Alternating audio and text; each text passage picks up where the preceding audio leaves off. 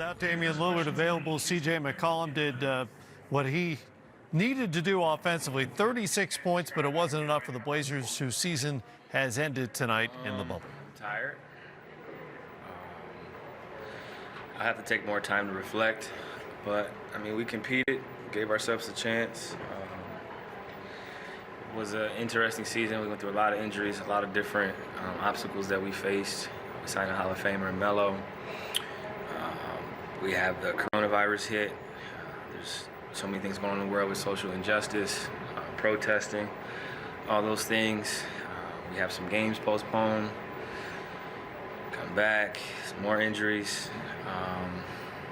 But all in all, I think we fought, gave ourselves a chance. You know, when we came to the bubble, we said we're gonna have a chance to make the playoffs. We made the playoffs, and I thought outside of a couple stretches, obviously game, I don't know, 4, out of control, one of those other games, I thought we competed, gave ourselves a chance, but all in all, played as hard as I could and did all I could to try to help the team win. Next question is coming from Aaron Fentress with the Oregonian. CJ, the odds obviously are long for 8 to be to 1, but isn't it a situation where you guys really accomplished a lot in this bubble with everything you got to overcome just to get to the playoffs? And what can you take from that into the offseason and into next season? Well, we definitely competed. We played against a lot of quality opponents. You know, to qualify for the bubble, then we beat a good Memphis team to get the 8th seed, and we went through a lot. Obviously, we missed some players, but injuries are a part of the game. It would have been nice to have everybody. But all in all, I thought we competed. We showed signs of life and signs of an elite team at times, but we also showed signs that we need to continue to get better collectively as a unit, and I think we will. But going forward, it'll be nice to let my back rest and go home and get ready for whenever next season starts. Next question is coming from Davide Cinolato with La Gazzetta di Sport in Italy. Okay, CJ, you mentioned you're back. How tough it was for you to play these last few games, considering your injury? I mean, it wasn't easy, but I think our staff's done a great job.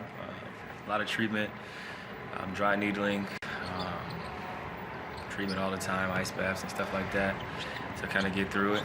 But no excuses. I competed. I did my best to prepare and go out there and hoop, and now I'm looking forward to giving my body some time to recover.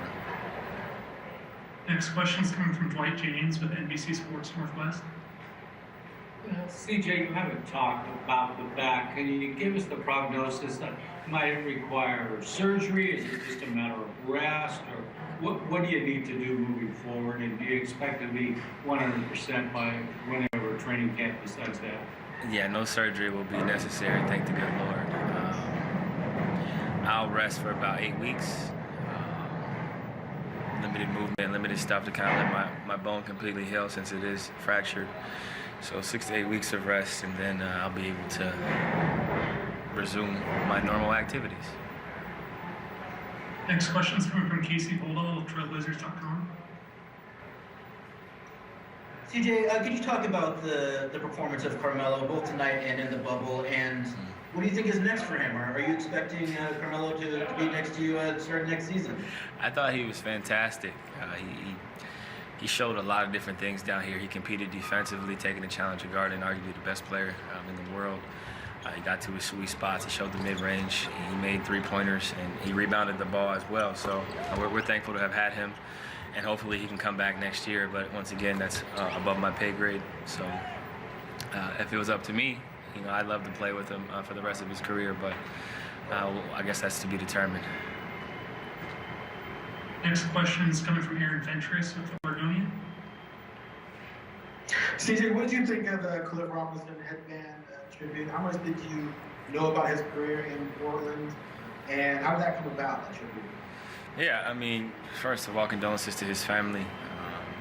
Extremely impactful player and person from all the stories I've heard. I didn't have the chance to know him personally, but being a fan of the NBA I've watched, you know, and to have an 18-year career to do some of the things that he accomplished, Sixth Man of the Year. I know he made an All-Star appearance and all those things. But it's the way he impacted people. I heard so many different stories about how he treated people, some of the things that he was doing in the community, and it's tough. This has been a horrible year, honestly, with some of the things that we've had to go through collectively as a society.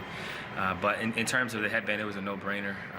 I actually used to wear a headband in high school, so I was glad to be able to rock it, but not happy under these circumstances. But I thought it was important for us to pay homage to a legend. Our video coordinator, John Yim, actually reached out to me and asked me about it, and I followed up just to make sure we had enough black headbands first and foremost, and then some other people reached out as well. But I just basically asked the team, like, hey, what are your thoughts on this? I would like to do it, but we have to do it as a unit, and with the type of guys we have, it was an easy decision. Final questions coming from Jason Quick with The Athletic. When you got taken out of the game for the final time with like 2 minutes left, what type of things go through your mind as you're walking to the seat for the final time? Lots of emotions, thinking about the game, what I could have done better, thinking about the season, thinking about so many families that have lost important ones due to gun violence, specifically from police officers. Just thinking about everything that we've gone through historically these last, for me, 28 years. There's just a lot, honestly, a roller coaster of emotions. Thinking about the game of basketball, thinking about my family, thinking about my fiance, my dog, all those things. I think as an NBA player, you work extremely hard on your craft, your profession. You dedicate a lot of time, you sacrifice a lot of time. And when it comes to an end, you make sure you leave it all out there, but at the same time, you try to take advantage of your time. Okay, we're good. Thanks. Thank you, CJ.